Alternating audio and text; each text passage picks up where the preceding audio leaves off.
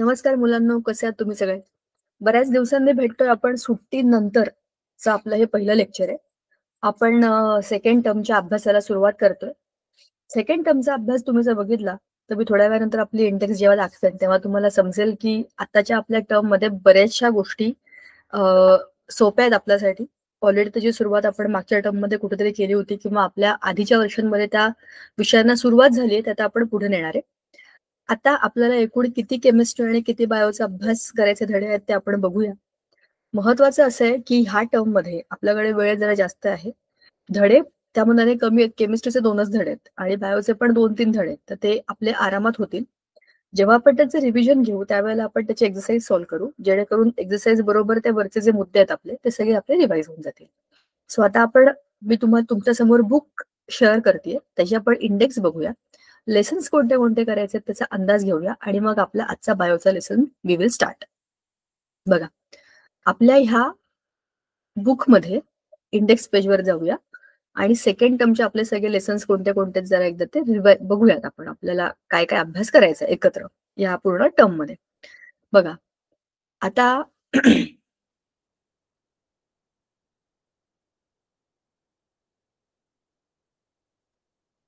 Pen बघू का? मी माझा कॅमेरा थोडा वेळ बंद करते. थोडं नेटवर्क वर खाली आहे. स्टेबल झालं की आपण पुन्हा कॅमेरा ऑन करू. मला पेन ऑन करायचा कॅमेरा. बरं चला बघूया. आपल्याला सेकंड टर्म मध्ये इन्फॉर्मेशन अँड कम्युनिकेशन सगळ्या शाळांमध्ये 10 पर्यंतचे लेसन झालेले आहेत मागच्या टर्म मध्ये.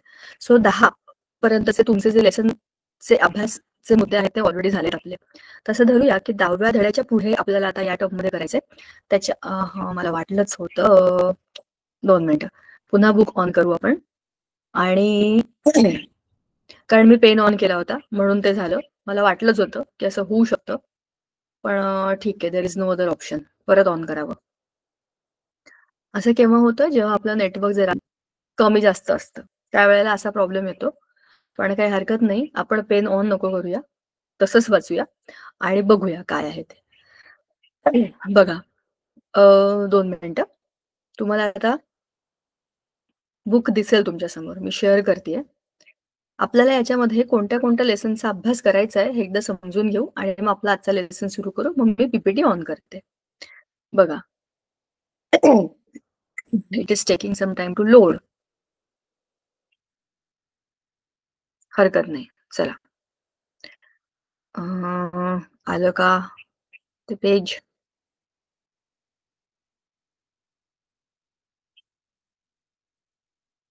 बर, हा आपण हे बघत होतो की आपल्याला ह्या टर्म मध्ये कोणते कोणते लेसन्स करायचे आहेत. बघा 10व्या धड्याच्या पुढे जर आपण बघितलं ना, तर आपल्या तो कोणते लेसन्स आहेत बघा.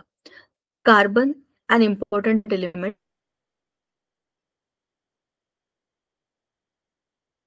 हा आपला केमिस्ट्रीचा धडा आहे. सबस्टन्सेस इन कॉमन यूज हा दुसरा आपला केमिस्ट्रीचा लेसन आहे. Life processes in living organism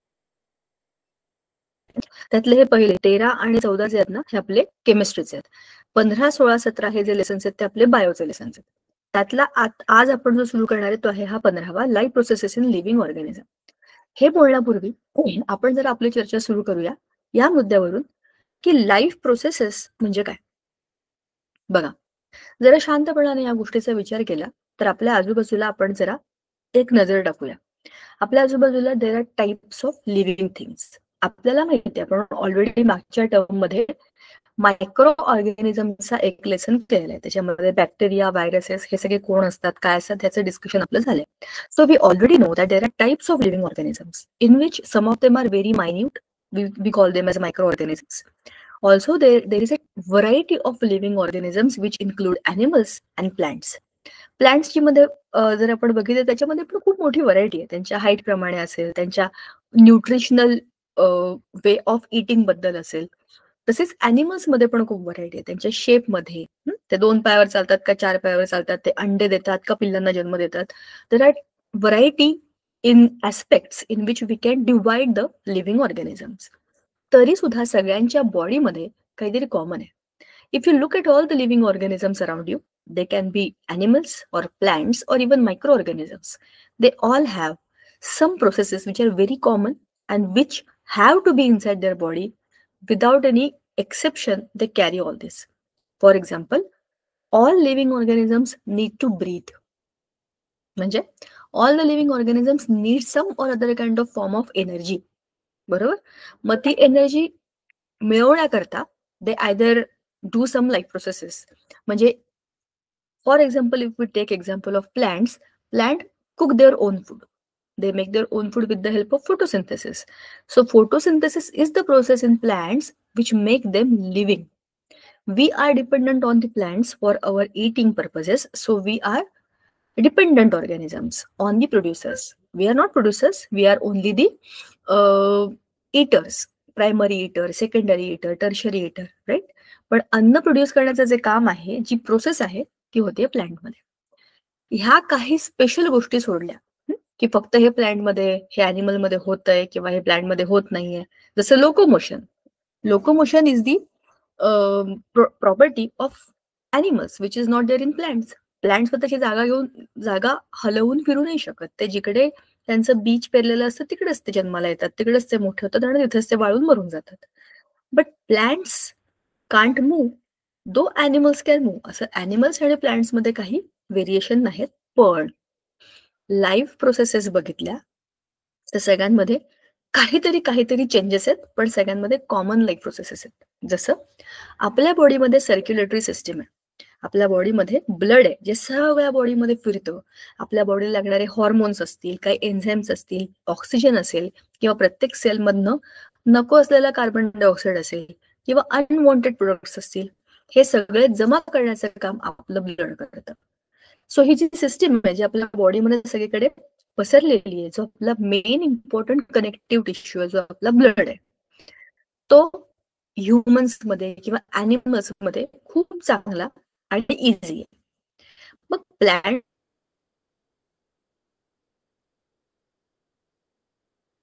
अशी कुठली सिस्टीम आहे जिकडनं एका ठिकाणी, जसं की लिव्स मध्ये अन्न बनलंय, पण तिथे बनलेलं अन्न बाकी ठिकाणी कसं पसरतं? प्लांट्समध्ये पण there are types of cells, बरोबर ना? वेगवेगळ्या प्रकारच्या उती आणि पेशी आहेत त्यांच्यामध्ये पण. मग त्यांच्यामध्ये हे अन्न कसं पसरतं? जसं रूट्स मधनं पाणी अब्झॉर्ब केलं जातं, आपल्याला सगळ्यांना माहिती आहे. We all know that if we look at the structure of plants, roots are below the soil. जमिनीच्या खालून पाणी, मिनरल्स, न्यूट्रिएंट्स ऍब्झॉर्ब करण्याचं काम आपले रूट्स करतात. पण जेव्हा हे रूट्स त्यांच्याकडे असलेलं पाणी वरती वरती वरती वरती घेऊन जातात, त्याचा अर्थ काय? पाणी जे जमिनीखाली आहे ते आता काही स्पेशल सेल्स किंवा काही स्पेशल सिस्टीम खालून वर एकदम वरच्या टोकापर्यंत घेऊन जाते. ही जी काही स्पेशल प्रोसेस आहे ती आपल्या बॉडीतल्या सर्क्युलेटरी सिस्टीम सारखी आहे. लिव्हिंग ऑर्गॅनिझम याच्यामध्ये आपण बघणार आहे की प्रत्येक ॲनिमलमध्ये कोणत्या ना कोणत्या प्रकारच्या कशाला नाही किंवा अशी कुठली सिस्टीम नाहीये जी सगळं कॅरी करते, इकडे तिकडे घेऊन जाते. तर विचार करा आपलं लाईफ किती डिफिकल्ट होईल. प्रत्येक सेलला एखादी गोष्ट पोहोचवायची असेल तर कशी पोहोचणार आपण? विदाउट ब्लड और without some other kind of such connective tissue it is not possible. मग आता आपण समजून घेऊया what are life processes in living organisms. See, life processes in living organisms, this is our 9th class का lesson. We will see here in this PPT, the very first slide, there are types of living organism, right? You look at all of them, but they will have some essential biological functions. They make them living, right? That can be plants, that can be animals, that can be insects, right? That can be even microorganisms. So there are types of living organisms. They have variety in them.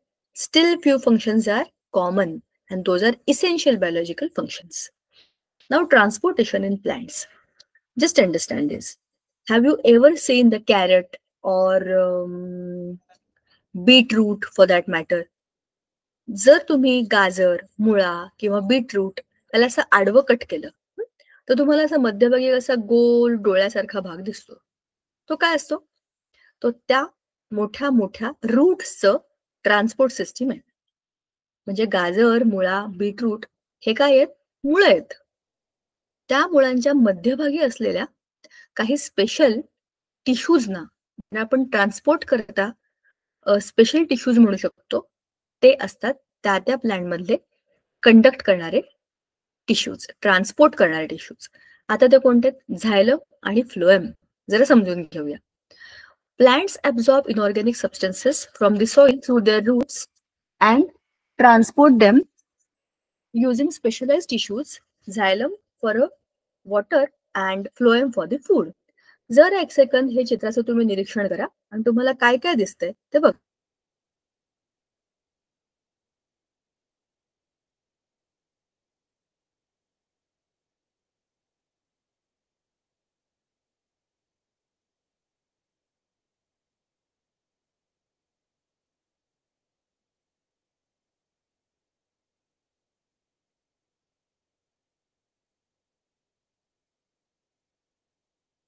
Good. केलं असेल निरीक्षण तर तुम्हाला काय दिसतंय ते बघा. ह्याच्यात तुम्हाला मी डिटेलमध्ये बघायला का सांगितलं होतं?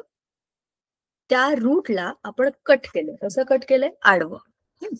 आडवं कट केलं असेल तर समजा की हा जांभळ्या, गुलाबी, निळसर पट्ट्यांचा जो भाग आहे ना बघा, हा असा गोल आहे इथे खाली गोल आणि तोच वरपर्यंत जर असा उभा कापलेला तुम्ही बघितला तर तो असा खाली, असा खाली, असा खाली आलेला आहे. ह्याला पण जर फक्त एवढाच जांभळ्या पट्टीला कापून वर बघितलं तर ती कशी पाईपासारखी दिसते बघा.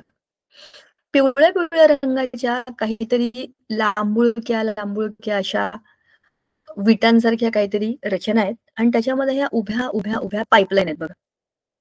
ह्याचा अर्थ काय आहे की ह्या सामान्य पेशी आहेत आजूबाजूला. येलो कलरचे जे आहेत ते रेग्युलर सेल्स आहेत.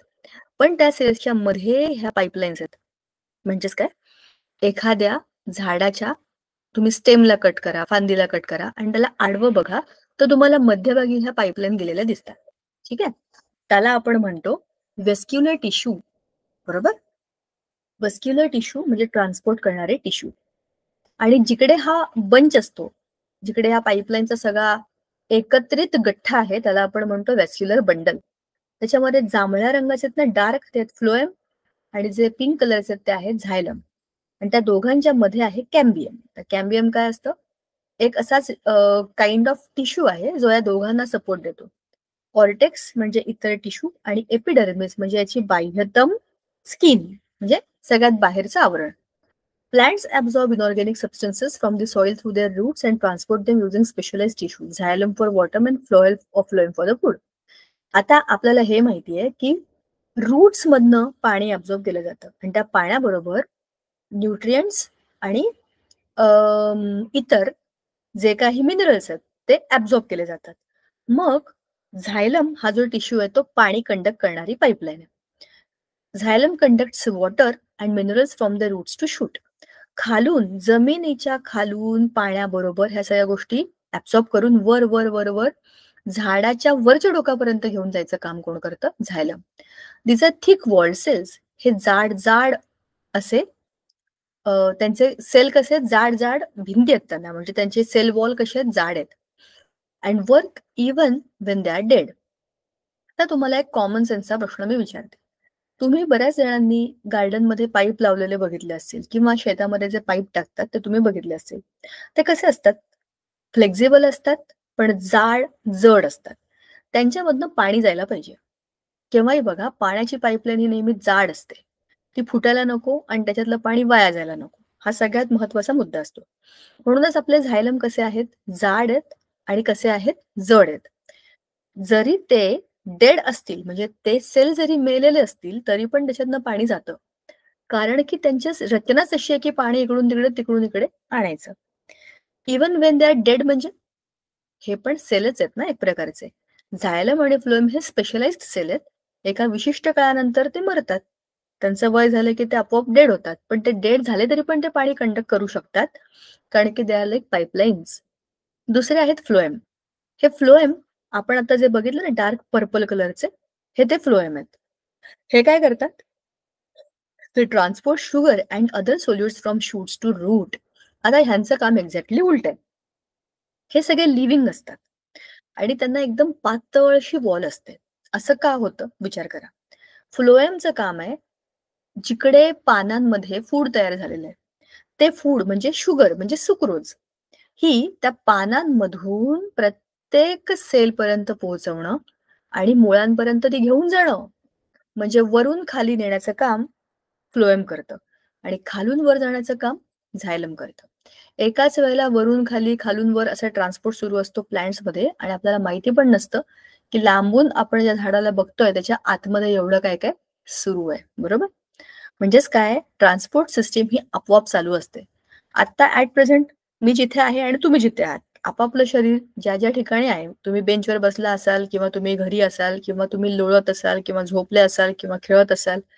कुठलीही तुम्ही कृती करत असताना आपल्या शरीरामध्ये हे सतत आपल्या शरीरामध्ये ब्लड फिरतं असतं ते, बरोबर की नाही?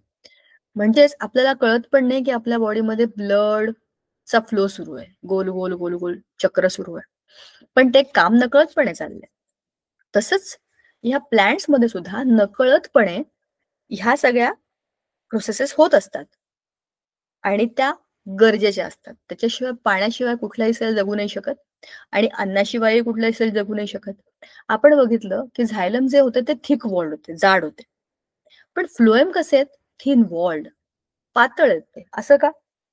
कारण की त्यांना अन्न आतून बाहेर द्यायचंय. त्यांच्या भिंती खूप जाड असतील, तर त्या फोडून बाहेर जावं लागेल. तसं नाही व्हायला पाहिजे. अन्न बाहेर जायला पण पाहिजे आणि आपल्या टिश्यूला काही जखम पण नाही व्हायला पाहिजे. मग अशा वेळेला ते थिन असेल, तर ते काय करतं परमिएबल असतं. म्हणजे आतून बाहेर, बाहेरून आत टाकता येईल, अशी त्याची कॅपॅसिटी असते. बरोबर? असं ते करू शकतात. अशा पद्धतीनेच ते बनलेले असतात. आणि ते असतात लिव्हिंग सेल्स. बरोबरच आहे ना? ते अन्न कॅरी करतात. डेड असतील तर कसं चालेल? पाण्याचा काही प्रॉब्लेम नाहीये. पाणी असंही जाऊ शकतं. पण अन्न इज इम्पोर्टंट. अन्नाशिवाय एनर्जी येणार कशी? तर ती एनर्जी ते वाटतात पण आणि स्वतः घेतात पण. आता बघा transportation of water in plants. Root pressure and transpiration pull. Root pressure म्हणजे काय? Root pressure in plants results from turgid root cells exerting pressure, pushing water and minerals into the xylem. This process helps lift water upward in smaller plants and shrubs. बघा, छोट्या छोट्या plants मध्ये किंवा shrubs मध्ये ज्यांची उंची कमी आहे, अशा प्लांट्स मध्ये पाणी खालून वर कसं जातं? प्रश्न असा आहे हा मुळात, की आपण जे बोलतोय ना ते कठीण आहे. का बरं? खालच्या बाजूला कुठलीही गोष्ट खालच्या बाजूला खेचली जाते. कारण पृथ्वीची ग्रॅव्हिटी आहे ना, ही पृथ्वीच्या आजूबाजूला असलेल्या बऱ्याच गोष्टींना, पृष्ठभागावर असलेल्या बऱ्याच गोष्टींना खालच्या बाजूला खेचते. तुम्ही हा अनुभव घेतला असेल. पहिलाच धडा आहे आपला ग्रॅव्हिटी. त्याच्यामध्ये आहे ना ग्रॅव्हिटी आपल्याला. तर आता त्या ग्रॅव्हिटीचा वापर केला, तर ही मुळं खालून पाणी वर नेतात. म्हणजे अँटी ग्रॅव्हिटी पाणी नेतात. असं ते का करू शकतात? कसं करू शकतात? याचं उत्तर आहे रूट मधलं प्रेशर. आता कॉमन सेन्स असा आहे बघा, जे एकदम खालचे रूट मधले सेल आहेत, झायलमचे, त्यांच्यामध्ये पाणी आलं की ते फुगतात. उदाहरणार्थ, तुम्ही जेव्हा कडधान्य खाता, त्याची उसळी खाता, तेव्हा त्याची आधीची प्रोसेस काय असते? आई त्या सगळ्या डाळी किंवा कडधान्य पाण्यामध्ये भिजवून ठेवते. साधा आपण जेव्हा वरण-भात करतो, तेव्हा त्या वरण आणि भाताचे म्हणजे कच्चा तांदूळ आणि डाळ ह्याला तुम्ही पाण्यात भिजवून ठेवल्यानंतर थोड्या वेळाने येऊन बघितलं तर ते थोडेसे तुम्हाला गुटगुटीत फुगल्यासारखे झालेले दिसतात. ह्याचं कारण काय आहे? त्याच्यामध्ये, त्याच्या सेल्समध्ये पाणी गेलेलं असतं. मग सेम असंच जेव्हा जमिनीच्या खाली असलेल्या रूटमध्ये पाणी जातं त्याच्या सेल्समध्ये, तेव्हा काय होतं? ते फुगतात. फुगले की त्याच्यामध्ये प्रेशर जमा होतं आणि high pressure to low pressure is the tendency, capacity of all the cells. मग ते काय करतात? ते जे अतिरिक्त प्रेशर आहे, त्याच्यामुळे ते पाणी ढकलून देतात आणि ते पाणी खालच्या सेलमधून वरच्या सेलमध्ये आपोआप जातं. परत खालच्या सेलमध्ये म्हणजे जागा तयार झाली आणि त्याच्या खालच्या सेलमध्ये पाणी आलं. असं करत, करत, करत, करत ही लाईन जी आहे खालून वर पाणी ढकलण्याची चालू राहते आणि एकदम वरच्या टोकापर्यंत पाणी आपोआप पोहोचतं. तिथून ते पाणी जातं कुठे? बघा, प्लांट्समध्ये, प्लांट्सच्या लीव्हजमध्ये एक काय बरं म्हणतो त्याला म्हणतात स्टोमॅटा. स्पोर्स नाही, स्टोमॅटा. स्टोमॅटा नावाचे काही स्पेशल स्ट्रक्चर्स असतात. ते काय असतात? जसं आपल्याला नाक आहे, तसं पानांमध्ये छोटी-छोटी ही छिद्र असतात. त्यांना म्हणतात स्टोमॅटा. त्या स्टोमॅटामधनं गॅसेसचा एक्सचेंज होतो. म्हणजेच काय होतं, ज्या अतिरिक्त कार्बन डायऑक्साईड असेल, ऑक्सिजन असेल, म्हणजे ऑक्सिजन बाहेर देणं, कार्बन डायऑक्साईड आत घेणं हे तर प्लांट्स करतातच. पण पाणी सुद्धा प्रत्येक सेलमध्ये असलेल्या पाण्याची वाफ झाल्यानंतर ती त्या होलमधनं बाहेर टाकली जाते. म्हणजेच पाणी पुन्हा एकदा हवेमध्ये मिसळतं. ह्याचाच अर्थ असा आहे, की जमिनीमधनं आलेलं पाणी सगळ्यात वरच्या टोकावर गेल्यानंतर बाहेर पडून जातं. अशा पद्धतीने ते पाण्याचं प्रेशर बॅलन्स होतं आणि छोट्या, बुटक्या किंवा लहान आकाराच्या झाडांपर्यंत आरामात रूट प्रेशरने पाणी जातं. दुसरी जी पद्धत आहे ती आहे ट्रान्सपिरेशन पूल. आता त्याच्यात काय होतं? Transpiration in plants occurs through stomata, where water vapor is released from the leaves. The xylem compensates for loss by bringing it up to the leaves, aiding in water and mineral absorption and distribution. Meanwhile, root pressure pushes water upward at night. परत तेच आहे. जेव्हा खूप उंच झाडं असतात, फार उंच झाडं, की ग्रॅव्हिटीच्या उलटं त्यांना आता पाणी वर न्यायचंय. तर मग ही उंच झाडं काय करतात? उंच झाडांच्या फांद्या, त्यांची पानं ही अशी पण खूप विस्तारलेली असतात. मग त्या पानांमधनं खूप मोठा आता विचार करा, एक आंब्याचं झाड आहे किंवा वडाचं झाड आहे. मोठ्ठचं मोठं झाड आहे आणि त्या झाडाची खूप सारी पानं आहेत. त्या पानांनी दिवसभर प्रकाश संश्लेषण करताना किंवा उन्हामध्ये कितीतरी पाण्याची वाफ करून टाकली आणि त्याच्यामध्ये आता पाण्याची कमी झाली. तर रात्रभरामध्ये काय होतं? आपल्या झाडाच्या पानांमध्ये किंवा इन जनरल सगळ्या सिस्टीममध्ये आता पाणी कमी झालंय. रात्रीच्या वेळेला गारवा आहे, म्हणजे आहे ते पाणी आणखीन आता उडून जाण्याची कॅपॅसिटी नाहीये. मग अशा वेळेला खालचा जो झायलम आहे, तो ॲक्टिव्हेट होतो. म्हणजे काय?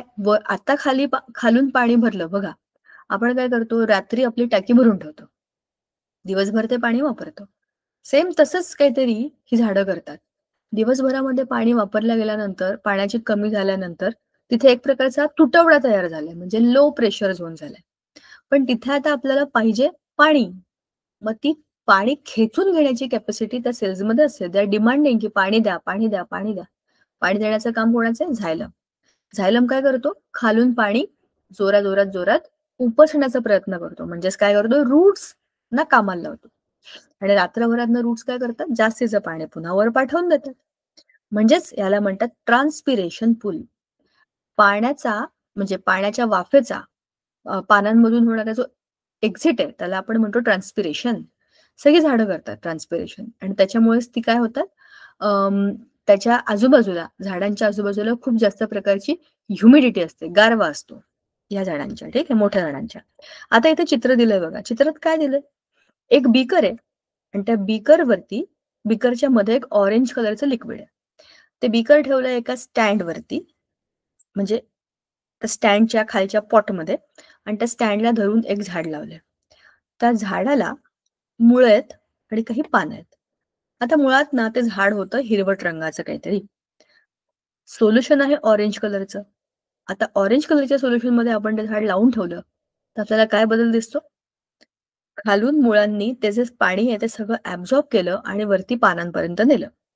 आणि पानांचा रंग हा ऑरेंजिश झाला. म्हणजेच काय झालं? ज्या पद्धतीचं पाणी आहे, त्या पद्धतीच्या पाण्याचं ॲब्झॉर्प्शन पानांनी केलं. ह्याच्यातनं सिद्ध काय होतं, की मुळं जे पाणी ॲब्झॉर्ब करतात, तेच त्या स्टीममधनं वर जाऊन लीव्हजपर्यंत पोहोचते. बरोबर की नाही? आणि ते जे होतं, ते होतं इओसिन सोल्युशन. इओसिन हा एक कलरंट आहे. एक प्रकारचा इंडिकेटर आहे. तर तो त्याला आपल्या बायोलॉजीच्या ह्याच्यामध्ये आपण म्हणतो they are like coloured solution. त्याला एखाद्या सेलला डार्क करण्याकरता किंवा ते व्हिज्युअलाइज करण्याकरता त्याचा वापर केला जातो.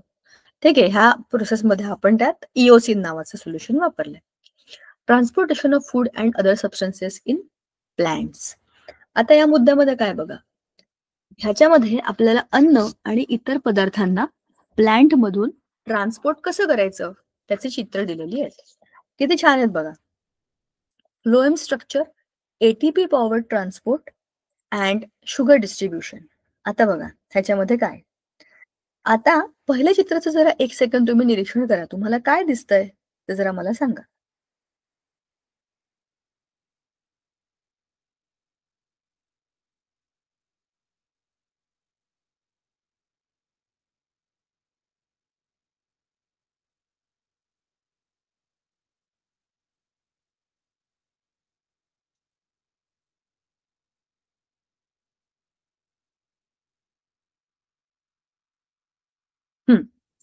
जर आपण बारकाईने त्याच्याकडे बघितलं ना, तर आपल्याला काय दिसतं?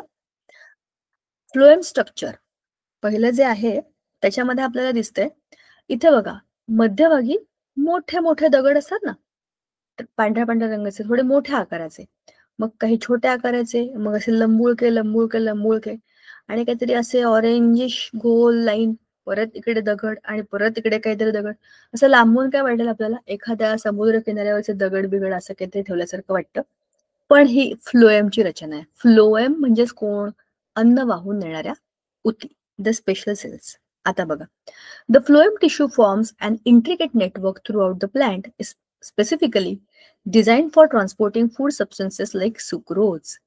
आता हे फ्लोएमचं तुम्ही नीट डिटेलमध्ये बघितलं तर काय दिसतं आपल्याला, की हे जे फ्लोएम आहेत, ह्यांच्यामध्ये काही विशिष्ट अशी रचना आहे.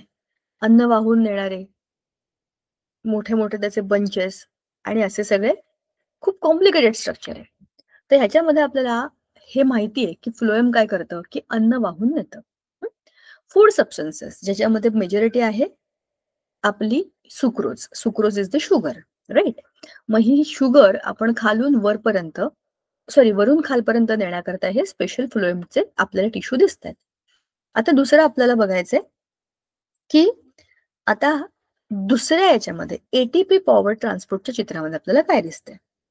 याच्यामध्ये the movement of food substances through phloem is powered by ATP, creating pressure through water diffusion into cells. म्हणजेच काय? आता आपल्याला अन्न वरून खाली न्यायचंय. पण त्याच्यासाठी आपल्याला काही एनर्जी खर्च करावी लागेल. The movement of food substances through phloem is powered by ATP, creating pressure through water diffusion into cell. म्हणजेच काय होतंय, की काही प्रमाणामध्ये एनर्जी ही वापरली जाते या प्रोसेसमध्ये आणि ज्यामुळे एक प्रकारचं प्रेशर डिफरन्स जनरेट होतो आणि त्याच्यामधनं पाण्याचं पण डिफ्युजन होतं सेलमध्ये. म्हणजे पाण्याबरोबर ह्या सेल्सला पाण्याची गरज आहे. फ्लोएम पण लिव्हिंग सेल्स आहेत ना, त्यांना पण पाण्याची गरज आहे आणि त्यांना जे पाणी लागतं ते आजूबाजूला असलेल्या झायलम मधनं ड्यू टू प्रेशर डिफरन्स ते घेतात आणि ह्या प्रोसेसमध्ये वरनं खाली फूड नेण्याच्या प्रोसेसमध्ये ते काही अमाऊंट ऑफ एनर्जी वापरतात. त्या एनर्जीचा वापर करूनच त्याच्यामध्ये प्रेशर डिफरन्स येतो. नाहीतर हे काय वरून टाकलं की आपोआप खाली जाणारच आहे ना. कारण हे it is going towards gravity त्याच्यामुळे त्याच्यात काही टेन्शन नाहीये. आता दुसरं जे आहे ते आहे शुगर डिस्ट्रीब्युशन. जरा चित्र बघा डिटेलमध्ये दिलंय. एक असा ब्राउनिश चार्ट आहे. त्याच्यामध्ये ब्लू कलरचे आपल्याला काही काही स्ट्रक्चर दिसतात. ते आहेत proton pump, cytoplasm, cell wall, companion cells. हे आहेत को ट्रान्सपोर्टर्स. ही आहे एस नावाची सुक्रोज. H+H+H+ आयन आजूबाजूला फिरतायत. एटीपी जनरेट झाली. ATP is energy. Bundle sheath cell, parenchyma cell, cell wall, cell surface membrane. खूप डिटेलमध्ये स्ट्रक्चर आहे. ह्या सगळ्याच आपल्याला लगेच काय देणं घेणं नाहीये. आपल्याला हे बघायचंय, during flowering stored sugar is efficiently transported to developing floral buds through the phloem network. याचा अर्थ असा आहे बघा, जेव्हा आपण एखादं प्लांट बघतो, आता जर आपण विचार करूया, एखाद्या प्लांटमध्ये कोणते कोणते पार्ट्स असतात? रूट्स, स्टेम, त्याच्यानंतर leaves, buds, flowers and fruits. हे सगळं असतं. तुम्ही हे चित्र काढलंय. आता कुठल्याही गोष्टीवरती आपण एनर्जी वाया घालवतो का? नाही. आपण बघतो की त्याचा आपल्याला काही उपयोग होणार आहे का? प्लांट्स पण सेम करतात. प्लांट्स हे बघतात, की जर मला फ्लॉवरिंग करायचंय, म्हणजे मला एखाद्या फुलाला उमलण्याकरता मदत करायची आहे, तर मला काय करावं लागेल? तिथे जास्त एनर्जी वाया घालवावी लागेल, म्हणजे यूज करावी लागेल. वाया घालवायची म्हणजे यूज करायची. उदाहरणार्थ समजा आता आपल्या घरी पाहुणे येणार आहेत. तर आपण आपल्या घरामध्ये पसारा पडू देत नाही. मग आपण काय करतो? आपली सगळी एनर्जी घर स्वच्छ करण्याच्या कामावरती लावतो. एकदा घर स्वच्छ झालं की आपण काय बघतो, की आता ते आले तर आपण त्याला काहीतरी खायला प्यायला करूया, काहीतरी त्यांच्याशी गप्पा मारण्याकरता जरा काहीतरी स्पेशल अरेंजमेंट करूया. म्हणजे ह्याच्यामध्ये मग आपली एनर्जी आपण वापरतो.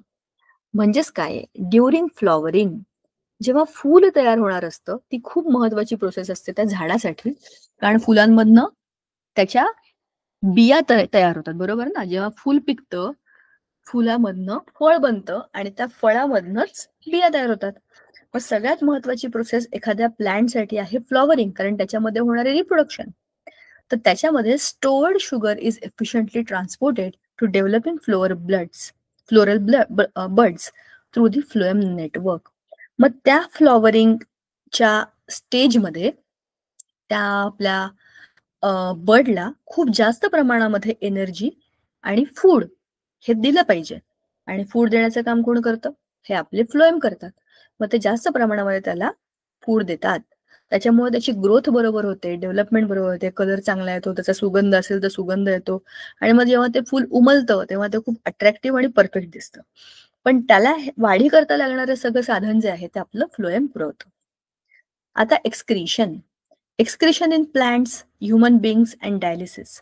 एक्सक्रिशनचा जो मुद्दा आहे ना, हा आपण 3 टप्प्यामध्ये समजून घेणार आहे. Excretion is a very basic and fundamental life process. Excretion या शब्दाचा अर्थ आहे शरीरातील अनावश्यक पदार्थ, नको असलेले पदार्थ किंवा आपण त्याला नायट्रोजनस वेस्ट असं म्हणतो, हे शरीराबाहेर टाकणे. ह्याचा अर्थ काय आहे? Every day in the morning we go to the washroom and we excrete. म्हणजे काय? आपल्या शरीराला नको असलेल्या गोष्टी आपण शरीरातनं बाहेर टाकून देतो and then we are ready and our body is clean. It means that आपण आपल्या शरीरामधनं घामावाटे, आपल्या उच्छ्वासावाटे किंवा आपण जेव्हा टॉयलेट्सला जातो किंवा आपल्या बॉडीला क्लीन करतो, अगदी अंघोळ करतो, तेव्हा सुद्धा आपल्या शरीरावरती असलेली अतिरिक्त घाण आपण काढून टाकतो. क्लीनिंग प्रोसेस आहे. एक्सक्रिशन ही एका चांगल्या भाषेत बघितलं आपण, एका चांगल्या अर्थाने बघितलं तर आपल्या शरीराची शुद्धी करणारी प्रोसेस असते. आपल्याला नको असलेल्या गोष्टी आपण घरामध्ये साठवून ठेवतो. आता असं उदाहरण घ्या. आपल्या घरातला सगळा कचरा डस्टबिनमध्ये आपण साठवून ठेवला. जमा करून ठेवला आणि फेकलाच नाही. तर तो ठेवून ठेवून खराब होतो, कुजतो आणि घरामध्येच एकदम घाणेरडा वास यायला लागतो, कुबट वास यायला लागतो. याचा अर्थ काय आहे? की नको असलेल्या पदार्थांचा निचरा योग्य वेळी, योग्य पद्धतीने करायला पाहिजे. बरोबर? आणि जर ते झालं, तर मग आपल्या सगळ्या सिस्टम योग्य प्रकारे काम करतात. तीच प्रोसेस आहे, ज्याला आपण म्हणतो एक्सक्रिशन. आपला नकळतपणे आपल्याला जेव्हा घाम येतो, तेव्हा त्या पाण्यावाटे आपल्याला नको असलेल्या काही गोष्टी शरीरातनं बाहेर टाकून दिल्या जातात. आपल्याला कळत पण नाही की आपली बॉडी क्लीन झाली आहे. पण आपल्याला घाम येतो, तेव्हा आपल्या शरीरातलं पाणी कमी होतं. मग आपल्याला तहान लागायला लागते आणि आपण जास्तीचं पाणी प्यायला लागतो. खूप जास्त पाणी प्यायलं की काय होतं? आपल्याला सारखं-सारखं बाथरूमला जावं लागतं. त्याच्यातनं काय होतं? आपल्या शरीरामध्ये नको असलेले पदार्थ युरिन वाटे बाहेर टाकले जातात. तसंच आपण जे अन्न खातो, ते नको असेल, एक्स्ट्रा असेल, पचनाच्या प्रोसेस नंतर जे काही एक्स्ट्रा उरलेलं असतं ते आपोआप शरीरातनं बाहेर निघून जातं. ही जी प्रोसेस आहे ही खूप नॅचरल प्रोसेस आहे आणि ही आपोआप सगळ्या ॲनिमल्समध्ये होते. आता विचार करा तुम्ही, अगदी छोटी-छोटी मुलं असतात. एकदम छोटी न्यूली बॉर्न बेबीज. ते आईचं दूध पितात, खातात-पितात आणि आपोआप शिशू करतात. ती नॅचरल प्रोसेस आहे त्यांच्यासाठी. मग आपणच त्यांना ह्युमन किंवा सिव्हिलाइज्ड मॅनर्समध्ये टाकतो आणि हे काम इकडेच करायचं, असंच करायचं, अमुकच करायचं, असं करून त्यांना आपण थोडे शिस्तीत आणतो. कारण because we are not now animals. बरोबर ना? पण ॲनिमल्सचा विचार करा तुम्ही. Animals, the freely wandering here and there animals like dogs, cats, ते काय करतात? त्यांना भूक लागली की ते काहीही खातात. त्यांना जे लागतं ते अन्न ते खातात. त्यांना लागेल तिकडे ते त्यांचे त्यांचे टेरिटरीज मार्क करतात. बरोबर? त्यांना असे लिमिटेशन्स नाही आहेत की बाथरूमलाच जा, टॉयलेटमध्येच जा. कारण की एक्सक्रिशन ही खूप नॅचरल प्रोसेस आहे आणि ते सगळे लिव्हिंग ऑर्गॅनिझम्स करतात. जसे की मायक्रो ऑर्गॅनिझम्स पण करतात. एक सिंगल सेल अमिबा, तो पण अन्न खातो. एवढूसा कणभर सेल येतो. बरोबर? पण त्याच्या पण बॉडीमध्ये एवढ्या छोट्याशा एका सेलमध्ये सगळ्या लाईफ प्रोसेसेस आहेत. त्याला रेस्पिरेशन आहे, डायजेशन आहे. जर डायजेशन आहे, तर एक्सक्रिशन आहे. मग एक्सक्रिशन करण्यासाठी त्याच्या बॉडीमध्ये पण काही सिस्टीम आहे. खूप सिंपल सिस्टीम आहे पण आहे. विदाऊट सिस्टीम एक्सक्रिशन तर होऊ शकत नाही. ज्यांच्या बॉडीज खूप कॉम्प्लेक्स आहेत, लाइक आपल्यासारखे कोणते पण ॲनिमल्स किंवा इव्हन प्लांट्स, ज्यांची बॉडी कॉम्प्लेक्स स्ट्रक्चरने बनलेली आहे, मल्टी सेल्युलर, त्यांच्या बॉडीमध्ये स्पेशल ऑर्गन सिस्टीम्स आहेत त्याच्यासाठी, ज्याला आपण एक्सक्रिटरी सिस्टीम म्हणतो. मग प्लांट्समध्ये एक्सक्रिशन कसं होतं? प्लांट्समध्ये स्पेशलाइज्ड एक्सक्रिटरी ऑर्गन्स असतात. बरोबर? They store waste in vacuoles and old tissues release gases through diffusion and expel some substances through roots. जिथून जिथून शरीरातनं नको असलेल्या गोष्टी बाहेर फेकणं शक्य आहे ते सगळं प्लांट्स करतात. प्लांट्समधनं जसं आपण मगाशी बोललो की गॅसेसचा एक्सचेंज होत असतो. त्या गॅसेस बरोबर नको असलेल्या गोष्टी फेकण्याची खूप चांगली संधी त्यांच्याकडे असते. दुसरं, त्याच्यानंतर त्यांच्या मुळांमधनं, मुळं जमिनीमध्ये असतात. डिफ्युजनच्या प्रोसेसने जे नको आहे ते बाहेर फेकून देणं त्यांना शक्य असतं. तिसरी गोष्ट, त्यांच्यामध्ये, त्यांच्या सेलमध्ये खूप मोठ्या मोठ्या पोकळ जागा असतात. आपल्या घरामध्ये कसे डस्टबिन असतात, तसे त्यांच्या सेलमध्ये छोटे डस्टबिन्स असतात, त्यांना म्हणतात व्हॅक्युअल्स. त्याच्यामध्ये त्यांना नको असलेल्या गोष्टी ते जमा करून ठेवतात. त्याच्याही पलीकडे जाऊन ह्या सगळ्या कचरा जो त्यांच्या शरीरामध्ये जमा झालाय, त्यांच्या बॉडीमध्ये जमा झालाय, तो काय करतात ते? झाडाच्या साली असतात, तुम्हाला माहित ना, वेगवेगळ्या झाडांच्या साली जमा होऊन आपोआप खाली बाहेर पडून जातात. ह्याचाच अर्थ की ते अनावश्यक पदार्थ आहेत, ते तिकडे जमा होतात, होत राहतात आणि मग नंतर एका विशिष्ट कालावधीनंतर खाली पडून जातात. अशा पद्धतीने प्लांट्समध्ये एक्सक्रिशन ही खूप सोपी पद्धत आहे. त्याचबरोबर आणखीन काही स्पेशल गोष्टी याच्यामधनं त्यांना नको असलेल्या गोष्टी ते बाहेर फेकतात. उदाहरणार्थ डिंक. त्या डिंकाचे आपण लाडू करतो. आता हिवाळा आलाय, भरपूर लोकांच्या घरी, भरपूर लोकांची मम्मी, आजी, मामी, काकू, कोणी कोणी डिंकाचे लाडू करतील आता. त्याचे डिंक आहे हे येतं कुठून? तर त्या प्लांट्स मधल्या नको असलेल्या गोष्टी आपोआप एखाद्या खड्ड्यामधनं किंवा एखाद्या होलमधनं हे डिंक प्लांट्स बाहेर टाकून देतात आणि त्याच्यापासनं त्यांना नको असलेल्या गोष्टींपासून ते मुक्ती मिळवतात. Then there is excretion in human beings. आता आपल्या स्वतःच्या ह्युमन बिंग्सच्या बॉडीबद्दलचा पार्ट आता आलेला आहे. ह्याच्यामध्ये आपल्याला आहे की कोणते स्पेशल ऑर्गन्स आपल्या बॉडीमध्ये आहेत. आपल्या बॉडीमध्ये किडनी आहेत. किडनी हा शब्द तुम्ही ऐकला असेल. Kidneys are very important organs which filter our blood through nephrons to form urine which is stored in the bladder before release. Skin and lungs assist in waste removal. बघा, किडनीजचं काम काय आहे? सगळं ब्लड जे आहे ना, ते सगळं ब्लड फिल्टर करून टाकायचं. ब्लड फिल्टर केलं की त्यातल्या ज्या अनावश्यक गोष्टी आहेत त्या युरिनरी ब्लॅडर मध्ये जमा करायच्या आणि ती युरिन म्हणून आपल्या बॉडीच्या बाहेर पास करायची. स्किन आणि लंग्स सुद्धा आपल्या बॉडीमधनं वेस्ट रिमूव्हल करण्याकरता मदत करतात. आपण डायजेस्टिव्ह सिस्टीम बघत नाहीये. डायजेस्टिव्ह सिस्टीमचा शेवट ॲनस मध्ये आहे आणि एक्सक्रिटरी सिस्टीमचा सगळ्यात महत्वाचा भाग आहे kidneys. So we are talking about cleaning of our internal body and that too blood. So blood is filtered in kidneys and that is why our excretory system mainly emphasizes on kidneys and their structure and their functioning. पण जर आपल्या जसं आता बोललो आपण की त्याचं functioning जर बरोबर झालं नाही, if our kidneys are not working well, if there is some problem, may be due to some infection और may be due to some jerk. काही लोकांचे किडनीजचे प्रॉब्लेम तुम्ही ऐकले असतील किंवा तुम्हाला अंदाज असेल, डायलिसिस केलं किंवा डायलिसिसला जावं लागेल, हे शब्द तुम्ही कधी ऐकले असतील कोणाच्या बाबतीत, तर ते का होतात? आपल्या किडनीजचं काम आहे ब्लड फिल्टर करणं.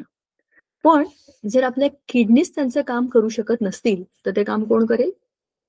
एक मशीन त्याच्यासाठी असतं, त्याला म्हणतात डायलिसिस मशीन. ते पूर्ण बॉडी मधलं ब्लड फिल्टर करतं आणि त्या माणसाला एक्सक्रिटरी सिस्टीमचा एक बॅकअप देतं. जर शरीरामध्ये योग्य वेळी हे फिल्ट्रेशन झालं नाही तर त्याच्यामध्ये असलेल्या सगळ्या विषारी किंवा अनावश्यक वस्तू ब्लडमध्ये राहतील, शरीरामध्ये पसरत जातील आणि त्याच्यामुळे तो माणूस आजारी पडेल आणि कालांतराने त्याचा मृत्यू होईल. असं होऊ नये म्हणून किडनीज फंक्शन करणं गरजेचं असतं. पण जर किडनीज नाही काम करू शकत तर डायलिसिस करावं लागतं. ठीक आहे. ह्या सगळ्या गोष्टी आपण जर आता आपल्या पुस्तकामध्ये बघूया. आपण काय काय बोललो ते सगळं आपल्या पुस्तकात एकदम पद्धतशीर दिलेलं आहे बघा. आता आपण बोलतोय ट्रान्सपोर्टेशन बद्दल. सगळ्यात सुरुवातीला आपण जे पहिला मुद्दा घेतला होता that was our transportation system. तर ही ट्रान्सपोर्टेशन सिस्टीम झायलम आणि फ्लोएमच्या रूपामध्ये प्लांट्समध्ये असते. बघा, हेच चित्र होतं, आपण मगाशी आपल्या पीपीटी मध्ये पाहिलेलं आहे ऑलरेडी. ह्याच्यामध्ये काय होतं, ठीक आहे.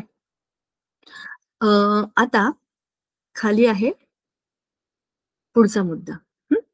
हे पण एक स्ट्रक्चर आहे, absorption with the help of roots. Roots मधनं ऍब्झॉर्प्शन कसं होतं? आपण बघितलं 2 वेगवेगळ्या सिस्टीममुळे ते होतं. एक तर आहे ट्रान्सपिरेशन पूल आणि दुसरं आहे रूट प्रेशर. त्या रूट मधल्या पाण्याच्या प्रेशरमुळे ते पाणी वर ढकललं जातं आणि ट्रान्सपिरेशन पूलमुळे काय होतं, जिकडे कमी आहे त्या बाजूला बघा नाही, ते बघा ना केवढं मोठं झाड आहे. हं? झाडामधनं मिनरल्स खालून वर चाललेत पाण्याबरोबर. पाणी काय घेऊन चाललंय? खालून वर. बघा पाणी खालून वर गेलेलं आहे, मिनरल्स अँड वॉटर. आणि शुगर वरून खाली आलेली आहे. प्रत्येक सेलकडे पाणी पण गेलं आणि फूड पण गेलं. आता इथे आपल्याला जी दिसते ती ट्रान्सपिरेशन थ्रू लीव्हज. लीव्हजच्या मधून होणारे ट्रान्सपिरेशन म्हणजे काय आहे? Exchange of gases. हा आहे स्टोमॅटा. स्टोमॅटा म्हणजे काय? Opening on the leaves. तर ह्या लीव्हज मध्ये काय होतं? गॅसेसचा एक्सचेंज होतो. बघा एक छोटासा गेट आहे. इकडनं काय होईल? गॅसेस बाहेर येतील, आत जातील. त्याच्या मागच्या बाजूला आपलं वॉटर, झायलमची एक ब्रांच आली आहे. मग ह्या सेल्समध्ये जे काही पाणी वापरलं गेलं त्यातलं नको असलेलं जे पाणी, त्याची वाफ इकडनं बाहेर टाकली जाते स्टोमॅटल ओपनिंग मध्ये. अशा पद्धतीने आपण हे बघू शकतो की ट्रान्सपिरेशन थ्रू लीव्हज मध्ये कशा पद्धतीने एक्सचेंज ऑफ गॅसेस होतो. आता दुसरा मुद्दा आपल्याला बघायचा आहे, जो आहे transportation of food and other substances. ज्याच्यामध्ये आपण पाहिलं होतं की ट्रान्सपोर्टेशन मध्ये फ्लोएमचा महत्वाचा भाग असतो. फ्लोएम काय करतो?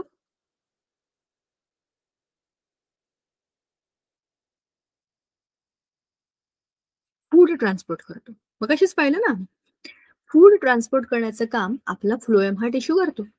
मग टोकापासून खालपर्यंत म्हणजे शूट टू रूट असा त्याचा प्रवास असतो. आणि याच्याकरता the energy is obtained from ATP. Translocation of material is not a simple physical process, it requires energy. It is carried out in both upward and downward way. सगळ्या बाजूला अन्न पोहोचवायचंय ना, त्याला म्हणतात ट्रान्सलोकेशन.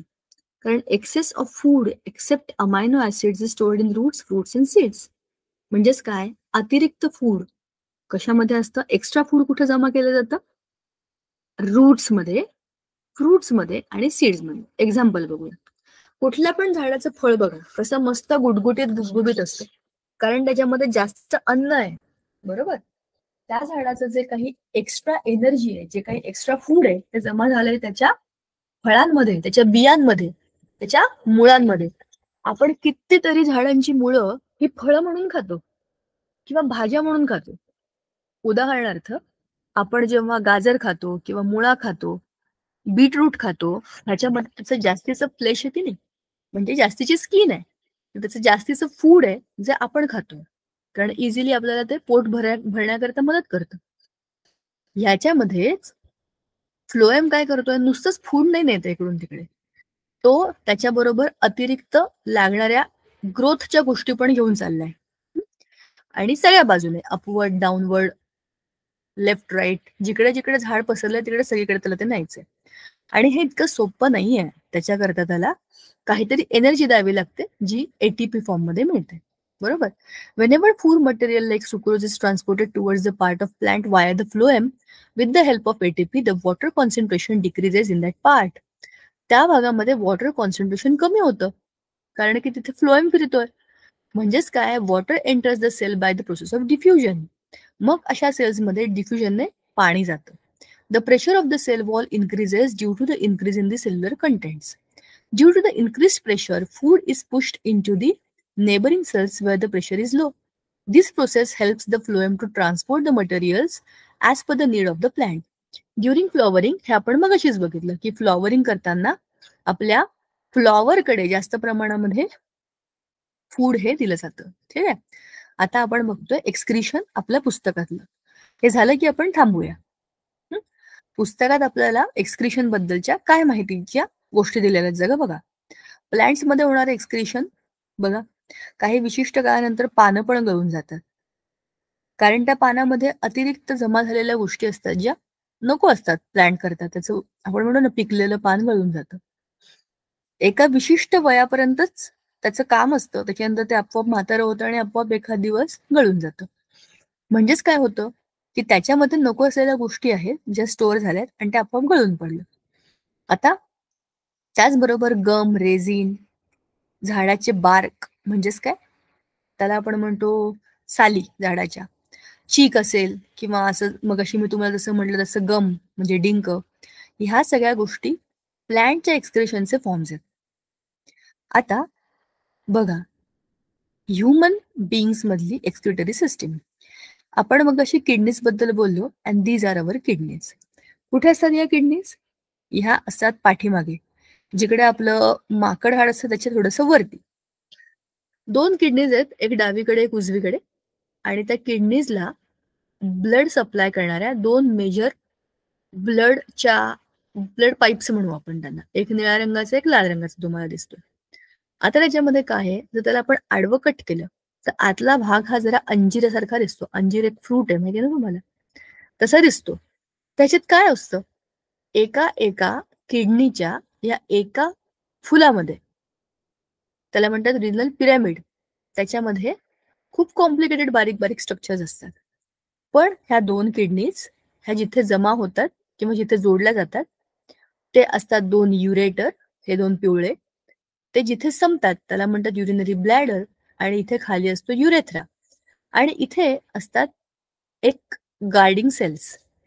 ते गार्डिंग सेल्स काय करतात, कंट्रोल करतात द फ्लो ऑफ युरिन. म्हणजे युरिन किती प्रमाणामध्ये कोणत्या वेळेला रिलीज करायची ब्लॅडरमधनं हे कंट्रोल करण्याचे काम ते युरेथ्रल सेल्स करतात. ते कंट्रोलिंग सेल्स असतात. Bladder is like a big balloon. त्या बलूनमध्ये आपण पाणी भरत भरत भरत गेल्यावरती तो कसा फुगतो, पाण्याने भरतो, तशी ब्लॅडर पण असते. आणि जेव्हा त्याचं प्रेशर क्रिएट होतं तेव्हा तो युरेथ्राच्या सेलला सांगतो की आय नीड टू पी नाव. मग आपण वॉशरूमला जातो, आपल्याला कळतं की आपल्याला बाथरूमला जायला पाहिजे आणि अर्जंट आहे, आता आपण थांबू नाही शकत, कारण हे ब्लॅडर सेन्सेशन देतं की आता हे इट्स लाईक फुल ना, आता त्याच्यामध्ये कुठलंही पाणी अतिरिक्त जमा होऊ शकत नाही. त्यावेळेला आपण आपोआप वॉशरूमला जातो. पण तोपर्यंत ब्लॅडर भरेपर्यंत आपल्या ब्लडचं फिल्ट्रेशन होत राहतं आणि एक्स्ट्रा नको असलेल्या गोष्टी इथे हळूहळू हळू ड्रॉप बाय ड्रॉप जमा होत राहतात. राईट नाऊ आपल्या बॉडीमध्ये एक्सक्रिटरी सिस्टीम ऑलरेडी काम करते. तुम्ही जिथे आहात तिथे आणि मी जिथे आहे तिथे, आपल्या सगळ्यांच्या बॉडीमध्ये तुम्ही झोपा, बसा, जागा, डान्स करा, काहीही करा, पण आपल्या बॉडीमध्ये थेंब थेंब थेंब थेंब थेंब युरिन नको असलेल्या सगळ्या गोष्टींना घेऊन ब्लॅडरमध्ये जमा होत राहते. डिपेंड करतं, उन्हाळा असेल तर आपण खूप जास्त पाणी पितो, खूप तहान लागते आपल्याला, पण त्या मानाने वॉशरूमला जाण्याचं प्रमाण कमी असतं. उलटी केस आहे, पावसाळा आणि हिवाळा खूप थंडी असते, आपण खूप जास्त पाणी पितही नाही, तरी पण वारंवार बाथरूमला जावं लागतं, कारण की शरीरामध्ये अतिरिक्त जे पाणी आहे ते आपोआप बाहेर निघून जातं. ह्या सगळ्या सिस्टीमला आपण डिटेलमध्ये पुढच्या वेळेला बघूया. आणि त्याच्यामध्ये जे कोणी हिरो आहेत युरेटरमध्ये, म्हणजे युरेटरमध्ये नाही, आपल्या किडनीमध्ये, ते आहेत आपले हे सेल, त्याला म्हणतात nephron. Nephrons are the heroes of kidneys. तेच सगळं काम करतात.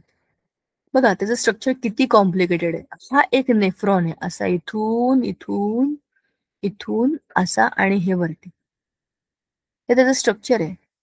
म्हणजेच ही काय फक्त एक पाईपलाईन आहे बघा ना, एक असं मोठ्याच्या मोठा पाईप आहे, कधी बारीक झालाय कधी जाड झालाय, आणि त्याच्यानंतर एका ड्रेनेज लाईनला जोडला गेलेला आहे. प्रत्येक बंगल्याचा आपला आपला आपला आपला एक रस्ता आहे, जिकडनं सगळं ड्रेनेज जमा होतं आणि मेन मेन ड्रेनेजच्या पाईपला ते जोडलं जातं. अशा पद्धतीने नेफ्रॉनची रचना केलेली असते. आज आपण थांबूया इथेच. पुढच्या वेळेला आपण या धड्याचा पुढचा भाग बघू आणि एक नवीन आपली इम्पॉर्टंट जी लाईफ प्रोसेस आहे त्याला सुरुवात करू. चला थांबूया आज. Thank you so much. Thank you Sangeeta ma'am. Bye मुलांनो.